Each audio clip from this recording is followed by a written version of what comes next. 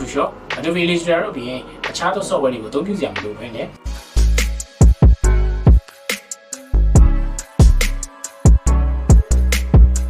Alright, easy computer training center ကနေပြီးတော့ပြန်လည်ကြိုဆိုလိုက်ပါတယ်ဒီနေ့မှာတော့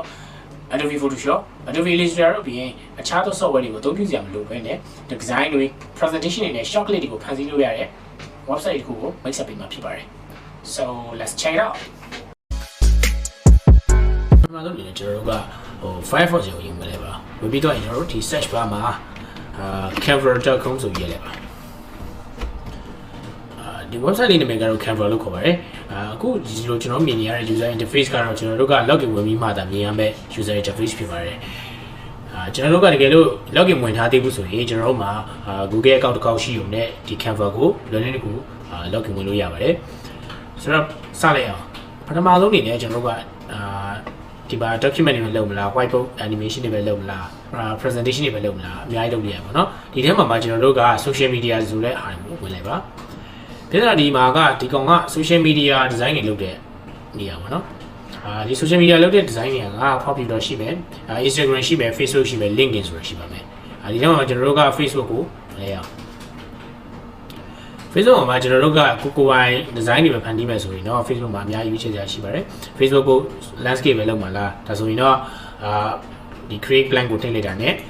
ဒီလိုမျိုး plan တစ်ခုအနေနဲ့ရပါမှာဖြစ်ပါတယ်ဒါပေမဲ့ကျွန်တော်တို့ကဒီရှိပြီးသား template တွေကိုပဲသုံးမယ်ဆိုရင်တော့ဒီ template ဆိုတဲ့ဟာတွေအောက်မှာပေါ့နော်ကိုကြိုက်နေတဲ့ template တစ်ခုကိုယူပြီးတော့သုံးလို့ရပါတယ်ပထမဆုံးဒီခုလောက်သုံးကြည့်အောင်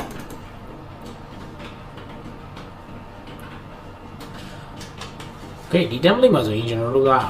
ကုန်လုံးကို edit လုပ်လို့ရတယ်ပေါ့နော်ဒီ edit လုပ်လို့ရတယ်ဆိုတော့ကျွန်တော်တို့ဒီစာသားတွေကိုပဲ edit လုပ်မှာလား edit လုပ်မှာဆိုရင်ဒီစာသားကို right click နဲ့ချက်ထောက်လိုက်ပါနော် click နဲ့ချက်ထောက်ပြီးတော့ကိုကြိုက်နေတဲ့စာတစ်ခုကိုရေးလိုက်ရပါတယ်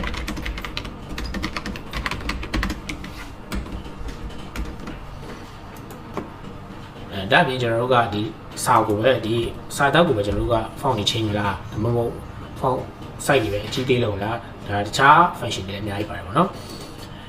ဒါပြင်ကျွန်တော်တို့ကဒီနားမှာဒီလိုနေရာလွတ်တွေပုံနေတယ်လို့ခံစားရတာပဲဖြစ်ဖြစ်တကယ်လို့ခုခုလိုတယ်လို့ခံစားနေရတာဖြစ်ဖြစ်အဲ့လိုမျိုး element တစ်ခုခုထည့်ချင်တယ်ဆိုရင်ဒီ category တွေက element category ကိုတောင်းလို့ရပါတယ် element category ဘာကိုချိန်တင်းတက်ရပုံကို site မှာရှာတာပဲဖြစ်ဖြစ်ဒီအောက်မှာကိုပေါ်နေတဲ့ဟာကိုတစ်ခုခုပဲယူသုံးတာပဲဖြစ်ဖြစ်ကြိုက်တာလုပ်လို့ရပါတယ်ခွေနောက်ထပ် text category ကတော့သူက text style တွေကိုတားပိတ်ဖော်ပြထားတာပဲဖြစ်ပါတယ်ဒီမှာ text style တွေကတော်တော်လေးပြပြရှိတဲ့ text style တွေရှိရမို့လို့ကျွန်တော်တို့စမ်းသုံးကြည့်ဖို့အကြံပြုချင်ပါတယ်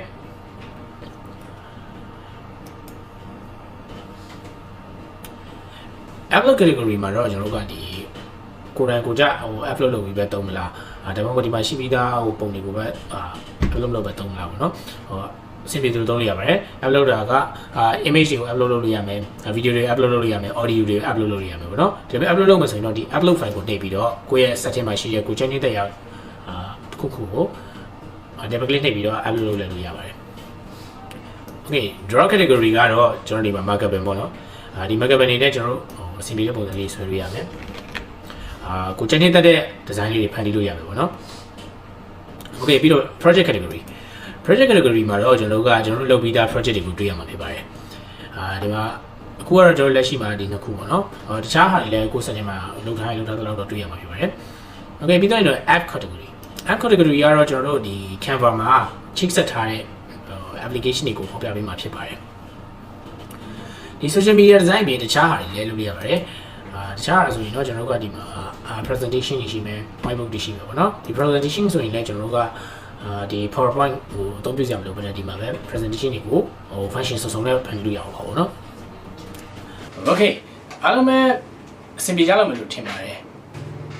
ဗီဒီယိုကိုအဆုံးထိ live ပါကြည့်ရှုပေးတဲ့အတွက်လည်းကျေးဇူးတင်ပါတယ်နောက်မှပြန်တွေ့ကြတာပေါ့